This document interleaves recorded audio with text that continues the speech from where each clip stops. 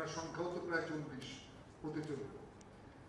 এইটা করবার জন্যে যে সাংগঠনিক দক্ষতা দরকার, সেই দক্ষতাটা নিশ্চয়ই এদের আছে, তা না হলে এতদিন ধরে এইরকম করে কাজ এরা করতে পারতেন না। কিন্তু আজকে আমার এই প্রেক্ষাগৃহ তার অবস্থা দেখে একটু খারাপ লাগছে। মনে হচ্ছে যে যদি আরেকটু বেশি মানুষজন আসতেন, আরো একটু বেশি করে, আমি জানি না কিভাবে মানুষজনকে আনা যাবে থিয়েটারে, কিন্তু যদি আরেকটু বেশি মানুষজন এই থিয়েটারের সঙ্গে যুক্ত হতেন, থিয়েটারের যে কর্মোদ্যোগ তার সঙ্গে যুক্ত হতেন, তাহলে আমরা যারা থিয়েটারের মানুষ তাদের ভালো লাগতো। এখানে একজন সাংবাদিক রয়েছেন, তার সামনেই আমি বলি যে সাধারণভাবে এটা তো একটা পর্দায়নের যুগ, সবকিছুই বিক্রি হয়ে যাচ্ছে।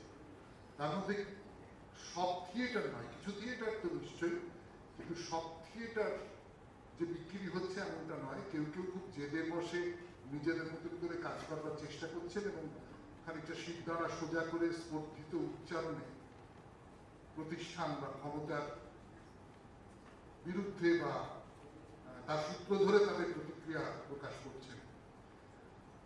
আমি জানি না অ্যাক্টিং লাভার্স গ্রুপের কাজকর্মের ধরন কি, সে তো আপনাদের আগেই বললাম।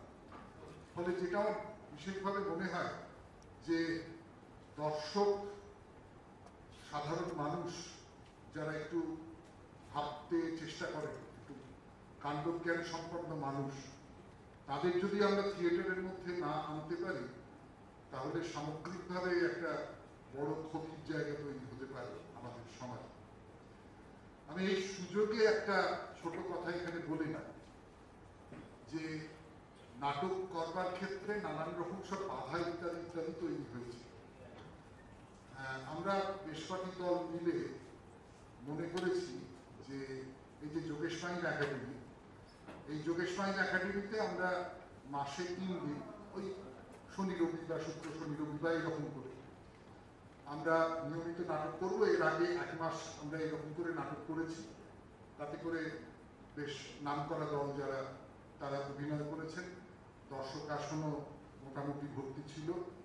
এবং আগামী এই এপ্রিল মাসটা করা যাবে না, ওদের কথা বলি, মানে যোগেশ মাইন একাডেমির যে দলটি তাদের জন্য মে মাসে আবার 1, 2, 3 তারিখে অভিনয় হবে, তাতে নানান দল অভিনয় করবেন, সুন্দরমের নতুন দল অভিনয় করবেন, নান্দিমুখের নতুন দল অভিনয় করবেন।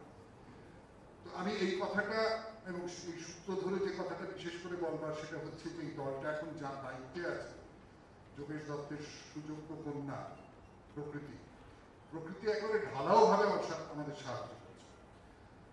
তো ফলে এইরকম কতগুলো থিয়েটারের কেন্দ্র আমাদের তৈরি করে দিতে হচ্ছে। সেই সমস্ত কেন্দ্রগুলো দর্শককে আহ্বান করছে, দর্শক এখানে আসুন। এই যেমন আশিস গোবরডাঙ্গায় খুব চমৎকার একটা থিয়েটারের জায়গা তৈরি করেছে। গোবরডাঙ্গা কলকাতা থেকে একটু দূরে হয়ে যায় বলে কলকাতার মানুষজন যারা এমনি সাধারণ নাট্য দর্শক, তারা খুব গিয়ে সেখানে নাটক দেখবার ব্যাপারে উৎসাহী হবেন এরকমটা নাও হতে পারে। কিন্তু আশিস জেদ ধরে বসে আছে যে আমরা এখানেই কাজ করবো, অসাধারণ সমস্ত কাজ করছে। তো এরকম করে থিয়েটারের কাজকর্ম খুব চালিয়ে যাচ্ছে, চারপাশে ছড়িয়ে পড়ছে।